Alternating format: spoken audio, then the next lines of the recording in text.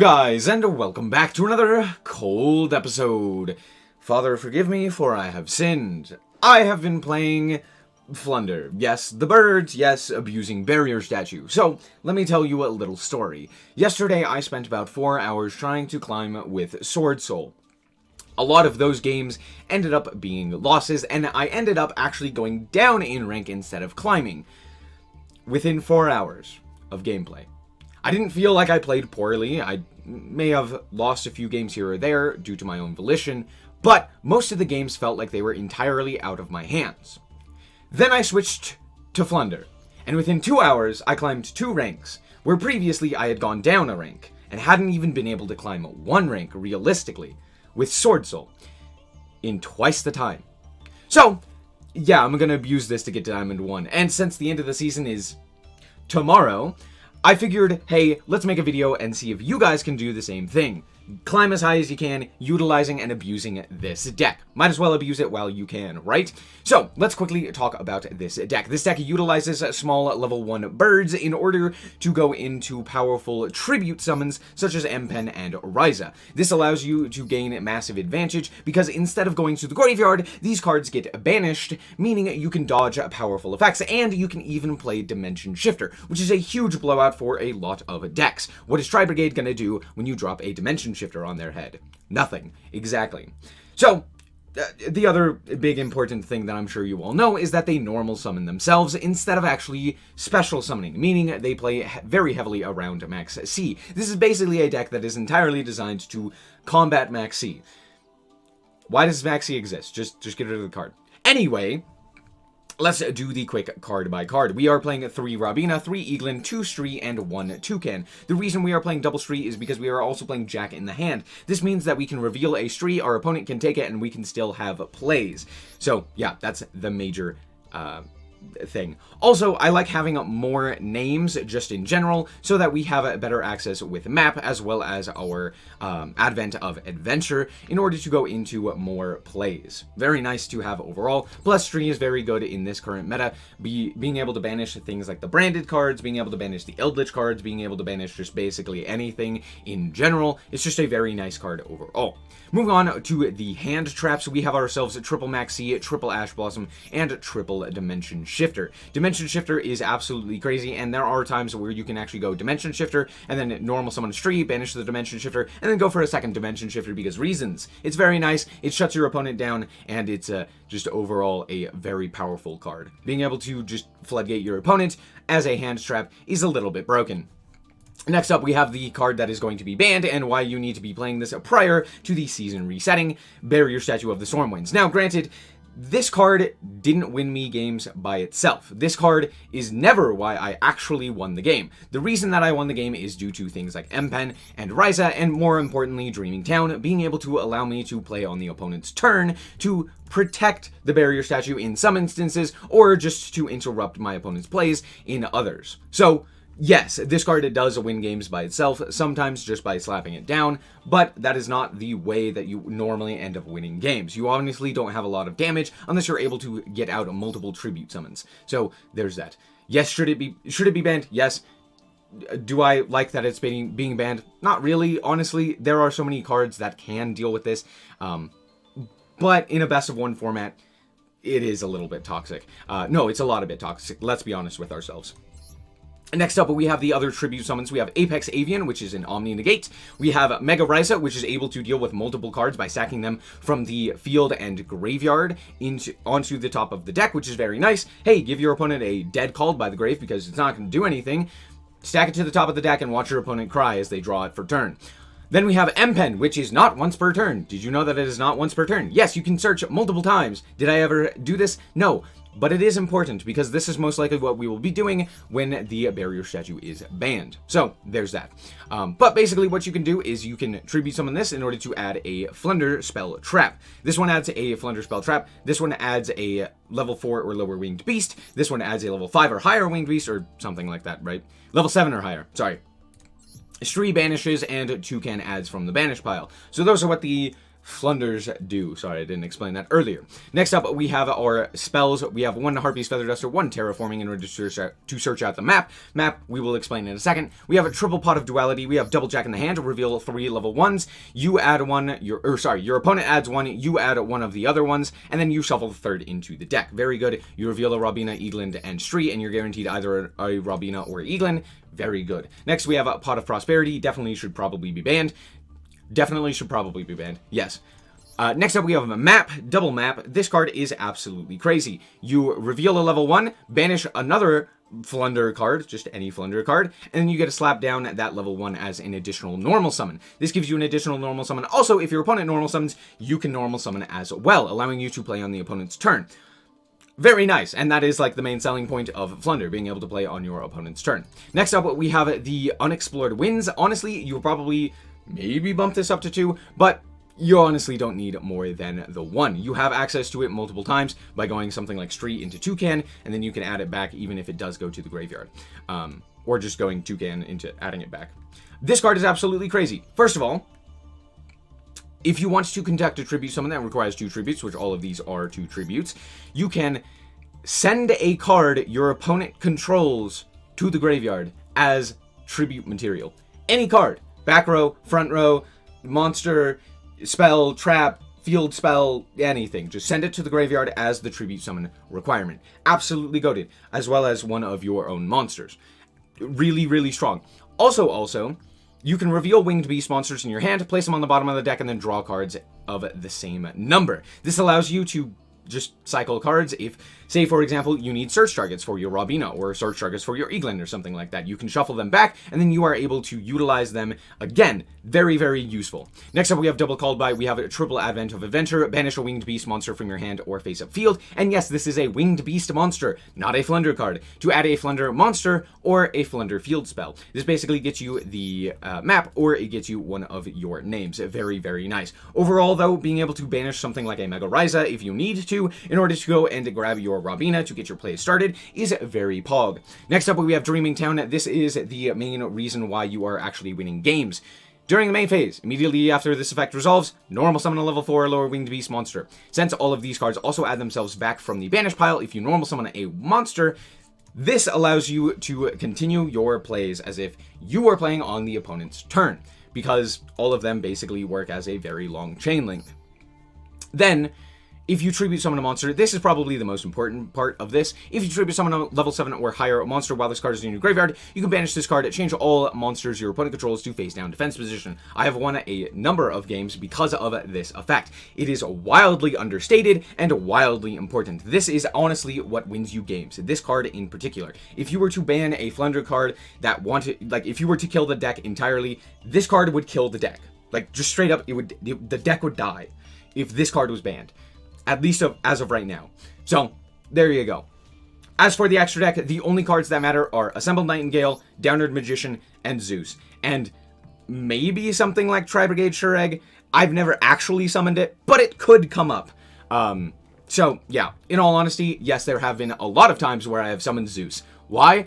Mostly because I'm under skill drain. So I just go slap as many monsters as I can down, and then Zeus, and hope that it's enough. Anyway, that's going to be it for the deck profile. Let's actually hop into the replays and show you how to abuse this deck. Alright, so here we are going second, and we drew Maxi, so we'll be fine. Out comes Thunder Dragon. Alright. Now, granted, I stopped playing, like, halfway through this duel. Actually, no, that's not true. I wasn't paying attention for this entire portion. I saw this come down, and I was like, okay, I'll maxi here, like, whatever. Out comes the Aliware. Sure, fantastic. Doesn't really matter. They're going to go and grab themselves the Branded Fusion. They are going to go for Thunder Dragon Dark. They are going to special summon out the Thunder Dragon Dark in order to go for the Colossus. Then they are going to go for Branded Fusion, sending the Roar to the graveyard. And then they are going to go for Lubellion. At this point, I was, like, zoned out. I was just like, whatever. Anyway, I was actually playing a different game. Out comes the Mirror Jade, and they pass the turn. Now, I did draw a lot of cards, but honestly, I can't really do anything under Colossus. This should be an unwinnable game. However, there's a chance. So we're going to go for Shree since it doesn't search anything, which will allow me to normal summon the Eaglin, and then we will set to and pass. My opponent goes for the Mirror Jade in order to banish the Eaglin. Kind of sucks, but okay. We're also going to Ash the Albion because it does have the ability to add to hand, which is very nice, so we can Ash that. Out comes Dragon Duo. I could have slapped down the Maxi. I didn't. Why? I don't know. Anyway, they are going to add to their hand the Thunder Dragon Fusion, and then they are going to shuffle away a card. They're going to switch everything to attack position, go for Aluber, the Jester of Despia, and proceed to battle. Just kidding, I'm going to activate my trap card in order to go for a Shree. I'm going to banish the Branded Fusion just because, yeah, I can, and then I'm going to add back the M-Pen. Or sorry, the Eaglin. And then we are going to tribute summon the M-Pen, which allows us to actually activate the effect of our Dreaming Town, flipping 1, 2, 3, 4, 5 cards face down. Yep. Also, we get to chain block it because of Shree.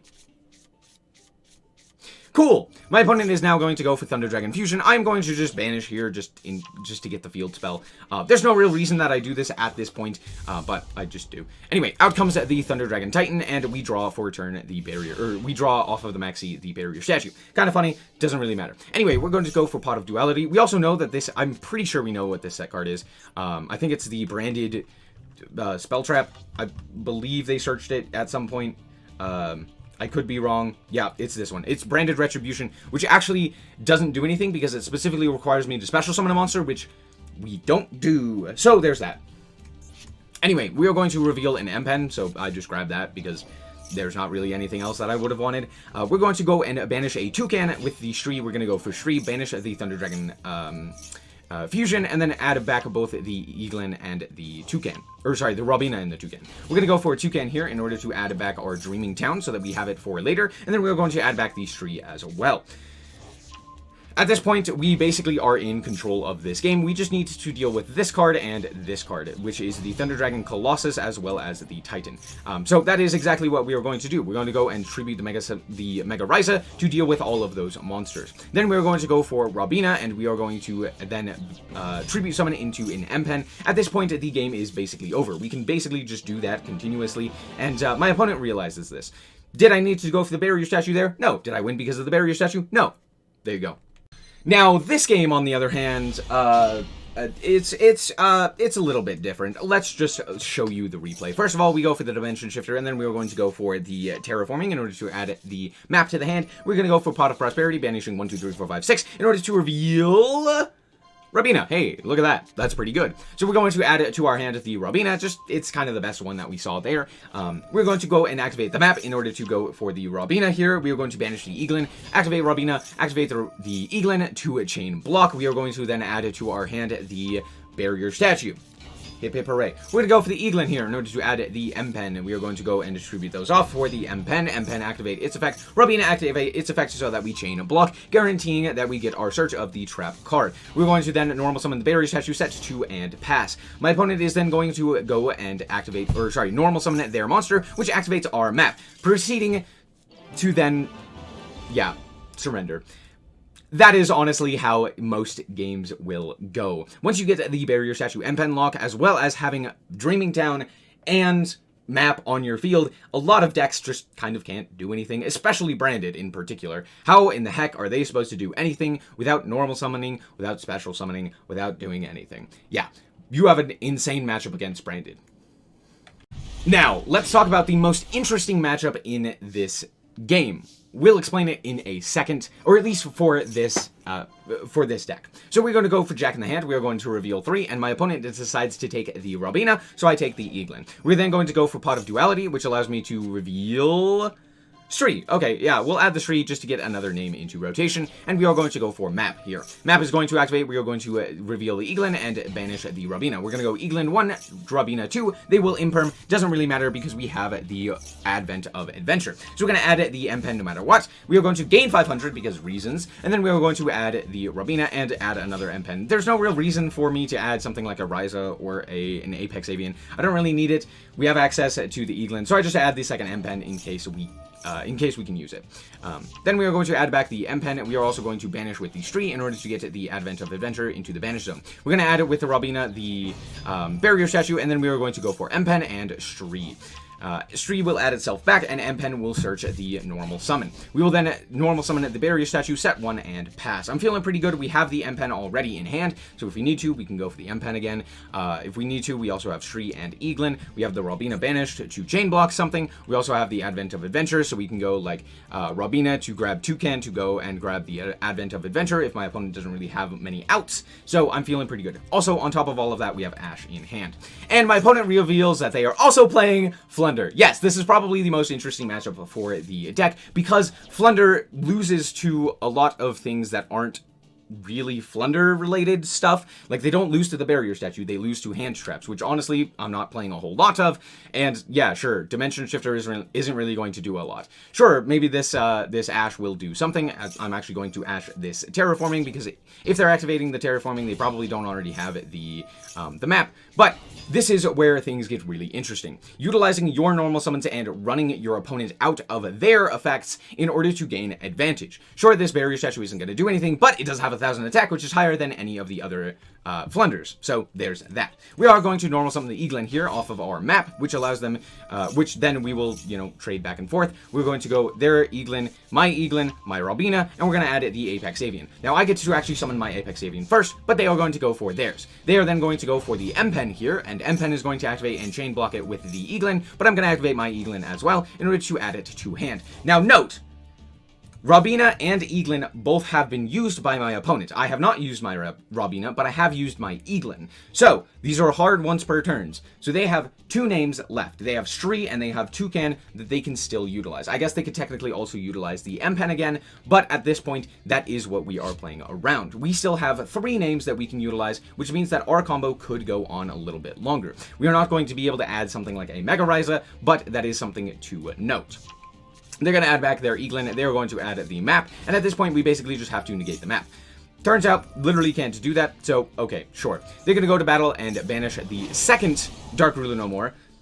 Okay, and then proceed to second main. At this point, I'm going to go for my Robina. They are actually going to go for their map. I already know that their card in hand has to either be a Stree or a Toucan, or more likely, we know that there is an Eaglin, right? So at this point, I'm like, the likelihood of them also having another Flunder name is very, very low, seeing as how they searched out, I believe, the Eaglin off of their Robina. So there is a very low chance that they actually have anything here. So this normal summon isn't really going to do a whole lot. They're going to normal summon the Eaglin, and I'm going to go and laugh at them because it doesn't do anything. We're going to go for the Toucan into the second M-Pen because it's funny, and then we're going to flip everything face down for my opponent. Why am I doing this? Because guess what? 1,000 defense is a lot easier to get over than 27. That's basically it. Also, it allows me to Mega Ryza away some of their cards and stuff like that, just a little bit easier. Then we are also going to go for Stree in order to just get another body onto our field for a potential tribute summon. Drawing Maxi is really dumb, but that's fine. We're going to shuffle away 2 of our cards, and I hear what you're saying. Why are we doing this? Well, the simple answer is that we have access to another name with the Advent of Adventure, which we ended up drawing. My opponent realizes that the game is over and concedes. Basically, once you get the, well, they say connection failed, but once you get the tribute summon, or the Unexplored Winds, to be able to tribute summon over your opponent's monsters, over your opponent's cards, it becomes a lot easier for that matchup. So, there you go. Good game. Alright, so here we are going first. We drew Robina, which is great. That is basically the combo starter, so I'm feeling pretty good. We're going to start off with this Pot of Duality, though, just in case. We're going to reveal off the top Advent of Adventure. Fantastic, we're going to take that. Sure, Dimension Shifter is good, but we would have had to banish something from the graveyard in order for us to actually get that, so let's just grab the insurance. We're going to go for the Robina into the Eaglin, and then we are going to grab the M-Pen. This is pretty standard at this point. We're going to go for the M-Pen here. We're going to add back the Robina, and then we are going to search out, since we already have a whole lot, we're going to search out the Unexplored Winds. We're going to set 3 and pass. We set the Advent, the Dreaming Town, and the Called By. My opponent is going to flip up Aluber, which at that point I realize, oh, they literally don't have an out to a barrier statue. My opponent is then going to activate the Branded Opening, to the which I will Max C, to the which they will Called By, which I don't really care. Sure. go for it. Special summon your monster in defense position. It's really not going to do anything. Anyway, we're going to add the barrier statue. We're going to go for the Eaglin here. We're going to activate the effect of the Eaglin in order to go for the M-Pen. The reason I go for the M-Pen is to tribute away the Aluber so that we can have another normal summon, and I'm also going to flip them face down because I want to grab this back off of something like a toucan. We're going to add the map here, and then we are going to barrier statue. My opponent is then going to go and activate Dark Hole, which, oh, okay. They're on 2 cards, and I'm still feeling pretty good even with the Branded Fusion coming down because we do have the Called By to banish their Tragedy, which means that they are basically ending on, like, 1-2 things. They also go for probably the worst option, which is Lubellion. They should have gone for the Albion, but alas, like, whatever. Sure, whatever floats your boat, dude. Where you're going to banish the Tragedy and then just watch as they make Mirror Jade. What does Mirror Jade do here? Literally nothing, but there it is. So, let's see how we can clean this up. First things first, we draw Ryza for turn, which is hilarious. We're going to go and activate our map in order to go and banish the Toucan to normal summon Stree. Stree is then going to banish the Branded Opening, and we're going to chain block with the Toucan and the M-Pen. Or Eaglin. They're going to banish our Stree for reasons. I really wish I could tell you why they did this, but okay, sure. Next, we are going to normal summon the Toucan. We are going to add back the Dreaming Town as well as the Stree. We are then going to normal summon the Eaglin. And then we are going to add another card to our hand, as well as adding the Robina. So we're going to search out, I believe, we add the Apex Avian here, and then we are going to normal summon the Robina. Robina is going to activate to add the M-Pen, and then we are going to actually, instead of tribute summoning over our opponent's monster, just tribute summon the Ryza to spin it back into the extra deck. This allows us to deal with both of the extra deck monsters, one that was in the graveyard, as well as the one that was on field, and then add back the Ryza to hand by bouncing it using its effect. Then we are going to shuffle back both of the big monsters that we searched, so that we still have search targets with our Eaglin. We're then going to normal summon the Stree and just attack in for a bit of damage. I could have gotten 200 extra damage in, but honestly, it doesn't really matter. We have the Dreaming Town, we have the Unexplored Winds, and we have a full combo in hand already. I'm feeling pretty good. Honestly, my opponent basically just doesn't have an out, so there's that. I'm going to banish an Advent of Adventure here just because off of the map, and then we are going to add the Apex Avian. I'm going to tribute summon the Apex Avians just so that I can do this under a negate in case they have something like a Nibiru, because I will be summoning more than 5 times. We're going to add back the Stree and the Toucan that we just tribute summoned, and then we're going to activate our Jack in the hand, and we are going to reveal a few more cards. This is mostly just to thin out the deck, and now we are going to go for Stree, banish the Dramaturg, and then we're going to go for Toucan, add back the M-Pen that we had earlier, and then we are going to tribute summon out the M-Pen. M-Pen effect will activate, and we will chain to that the Eaglin. Then we are going to search out the Advent of Adventure and normal summon Robina. Robina effect will activate, search out the Robina, because I think that was like the only search target that we had. And then we are going to normal summon the Eaglin and shuffle a few cards away. Cool, doesn't really matter. We have lethal on field. It seems very close, but yes, it is in fact lethal. It's like 100 over lethal. I think we could have normal summoned a Stree there instead of an Eaglin, and it would have also been lethal. So, yeah, good game. So, this deck exists. Honestly, yes, the barrier statue does win you games, especially against things like Branded, but a lot of decks honestly are prepared for it at the moment. However, it is toxic, so it being banned is a good thing overall. I'm happy for this. This is a good thing. And I am excited to actually play this deck post-Barrier Statue to really see how it shines. I think that there is still a lot of power with this deck, specifically with things like Dimension Shifter. You can play Necro Valley, you can play a myriad of other things as well as just being able to abuse things like M-Pen. M-Pen is a crazy powerhouse. Basically, your opponent can't put anything in face-up attack position, otherwise it's going to do absolutely nothing, which has happened a fair few amount of times. So yeah, all in all, just being able to abuse the Dreaming Town as well as M-Pen is the main win condition. You could also run more hand traps or board breakers or whatever it may be that you see fit. I feel like this is a very clean list though overall. You still have access to basically all of your names. You are able to thin the deck very easily with things like Jack in the Hand, as well as just having access to the vast majority of the power hand traps being Maxi Ash, and the Dimension Shifter is very nice. And I know what you're saying, why are we using Ash instead of something like, I don't know, what have you. The main reason is just Ash hits most things very easily. A big problem that you tend to have is facing off against more of the lower tiered decks, not things like Branded or Sword Soul, but more of, well, Sword Soul, yes, but more of the things that are not